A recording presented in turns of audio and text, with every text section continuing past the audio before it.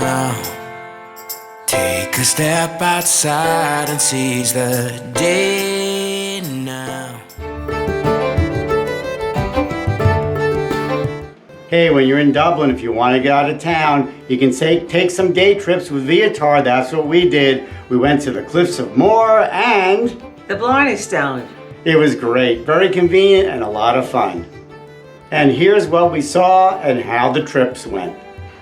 Our first trip was to the Cliffs of Moher and Galway City, and it was a very early start. All right, this morning's bus pickup point is in front of the Rue Hotel. It's about a 10-minute walk from our hotel, the Cashel Hotel. Not too bad. It's a beautiful day. I can't believe the sun has been out every day since we've been here. No rain yet. And we have Chef Pat here with us, and Sue's behind us.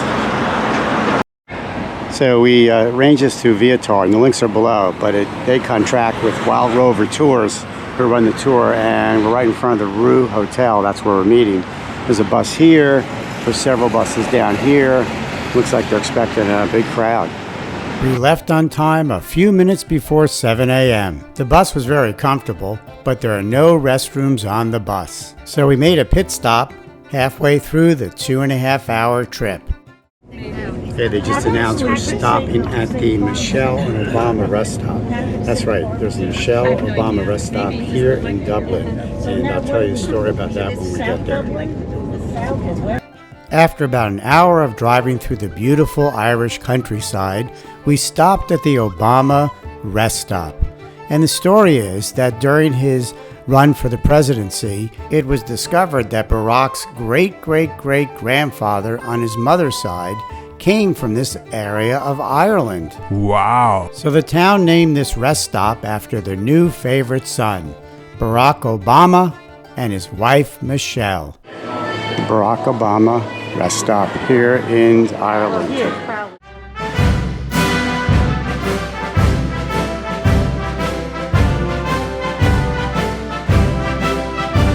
Back on the bus, it was another hour and 15 minutes until we arrived at the Cliffs of Moher.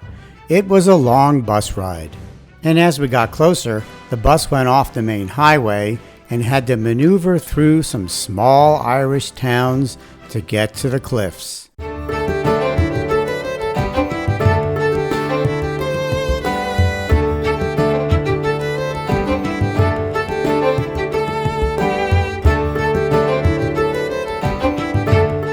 When the sea appeared, we knew we were close.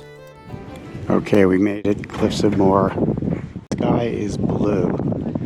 Every video I've seen of Cliffs of Moher, it was raining, cloudy, overcast, low clouds. But take a look at this day. We really got lucky. It was an absolutely beautiful day to visit the cliffs. Now our bus driver advised that we take the path to the right to get what he felt was the best view of the Cliffs of Moher, and that's what we did. So when you get here, you have a choice of going right or left. If you go to the right, it'll bring you to this tower, and you can climb inside, I think to the top, and our guide said that's the best view. So we're going to try to go inside and see if we can get in there. A little bit of a line. The line moved quickly, and we climbed to the top to enjoy some spectacular views. So it's up a spiral staircase to the top of the tower. At the top, there were some great views. Take a look.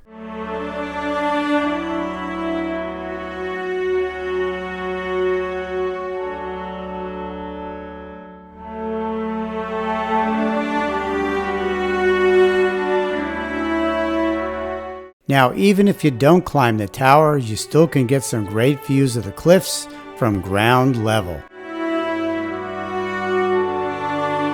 After we climbed the tower, we walked along the cliffs. All right, so we're off the official trail, the official park run, kind of like a spur trail. There's a danger sign, as you saw, going this way. We could get closer to the edge, but we want to get as close to the edge as we can. The trail was well maintained and had a pretty good sized wall to the left to keep you from falling into the ocean. I don't want us to fall. We walked to the bluff and enjoyed the views along the way.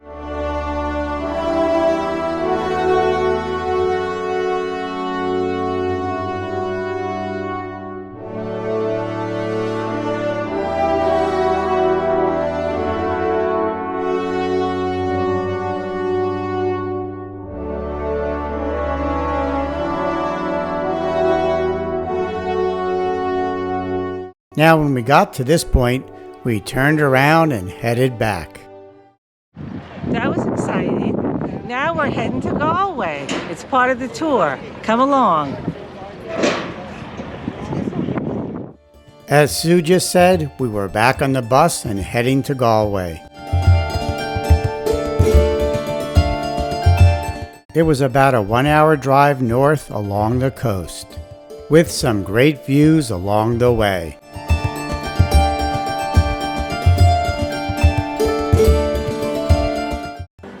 Okay, so we're in Galway, and this is the old medieval street here. That's now kind of like a shopping mall. Shops, restaurants. So to be honest, we weren't too impressed with Galway. The street that they had us go down, the old medieval street, looked like it had just been turned into a huge shopping area for the tourists. And it was overrun with people, as you can see. But the good news is that we found some great fish and chips right on the main pedestrian walkway. All right, so we're heading back to Dublin. Our day is over. It was a long day. So this is a long tour. So 2 hours at the Cliffs of Moher, 2 hours in Galway. 2 hours in Galway. But probably a total of like 6 hours on the bus. So everyone's pretty exhausted. We're getting back around 8 p.m. in Dublin. Now it's still light here. It stays light for a long time, but it's a long day, and I'd say everyone's pretty tired. Yes. Exhausted? No, I had very good sleep on the bus. But how about the whole day? Did it kind of tire you out? Tiring, yeah. No, it was just a long day. Long day. on the bus. Yeah. Long day. So in 2 days we do another long trip, and we'll tell you all about it. Now that evening, Sue had mustered up enough energy to do a little dance in the basement of the Cashel Hotel, where we were staying.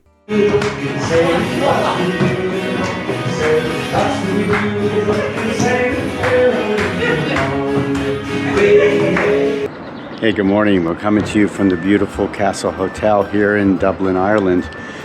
Today's another all-day trip outside of the city. We're taking a bus tour. We're going to visit a few castles, 2 castles, including the one that has the Blarney stone. This is the first day where it wasn't sunny in the morning. We've been here for about 5 days, and hopefully it's not going to rain.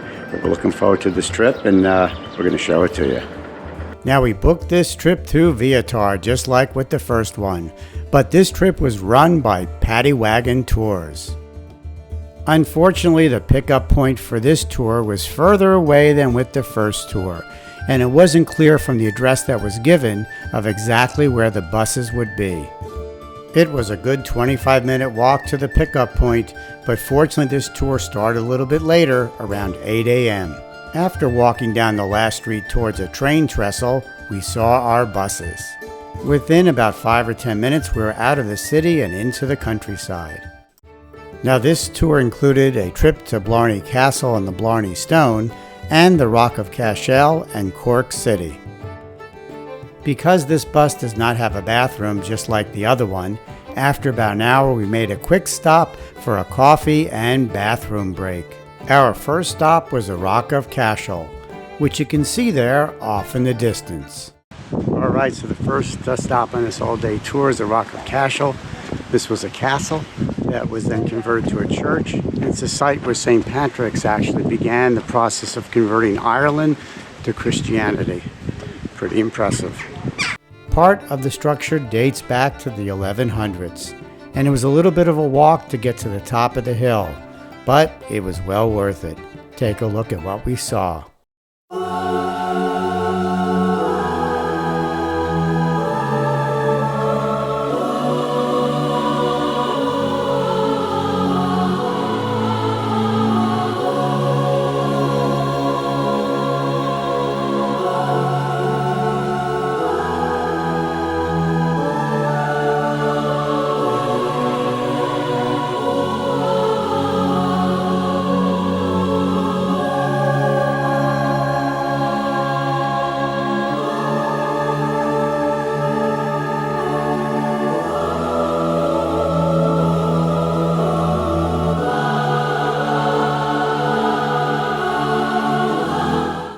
From the top, you get some great views of the surrounding Irish countryside. Everybody in our group enjoyed their stop here. All right, the second stop is the Blarney Castle, Blarney Stone, and the gardens. It was about a 40-minute ride from the Rock of Cashel to the Blarney Castle. The Blarney Castle is situated just outside the city of Cork, and this is where you'll find, of course, the Blarney Stone. But to get to the stone, you have to climb to the top of the castle. Now, surrounding the castle, there are gardens with walking trails. So if you have the extra time, go ahead and explore. We were a little tight for time, so we headed right to the castle because we wanted to climb to the top and kiss the stone.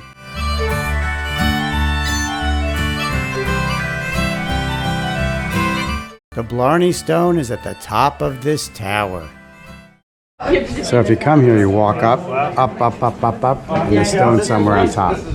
The Blarney Castle was built over 600 years ago, and it was owned by the McCarthy family, who were very prominent in this area. After a short wait, we headed inside and began our climb to the top. We're in the Blarney Castle. It's a winding stairway throughout, probably 4 or 5 steps of stairs. It's steep. It's winding up. So the reason for the narrow winding stairs is they're more easily able to defend the castle during battle. You could push the person down and cut them with your sword more easily if you're in a confined space. Okay, we made it to the top of that narrow staircase. Need some help? You guys all right? We're good. Give me your hand. Don't slip. We've got this. We've got this. You can look out. Whoa, Tony, don't look down here. You can breathe. Whew. No, it's nice with the breeze. I definitely. Now, once we made it to the top, the question was, who was going to kiss the Blarney Stone? Do you want to do it? No, absolutely not. Are you guys going to kiss the stone? No, thank Where's you. the stone? Here? Right over here. I guess you can just kiss any stone, right? Does it matter? Now, leaning backwards to kiss the stone, it was a long way down. Well, Chef Tony and I decided to go for it. So I went first, but if you look carefully, I smacked my head on the wall. And I hear that if you do that, it will knock some sense into you. Come out a little bit this way. Down to the bottom now. He's hugging him. Slide down. Slide down? Upside down. Is that the stone? No, I'm really close enough. I should have gotten. Thank you. Which one's the stone? Take photos of it. Now, Chef Tony was next, and I believe he was a little more flexible than I was and was able to lean all the way back and kiss the stone. You want it? Yes. Go, go, go. Bottom stone. Right here? Oh, down here. All right. From the bottom, you can see where we were. After visiting the Blarney Castle, we headed to Cork, where we had about an hour to explore.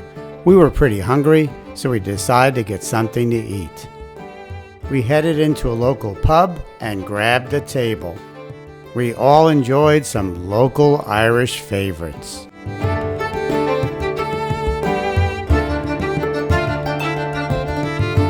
Just look at that stew. So if I had to classify the food in Ireland, I'd say it's like comfort food, really tasty, basic, but very, very satisfying. It was about 2 hours back to Dublin. Everyone enjoyed this tour better than the first one. And there are many options. Check out Viator. There's many options to go to many different places as a day trip outside of Dublin. Until next time, safe travels.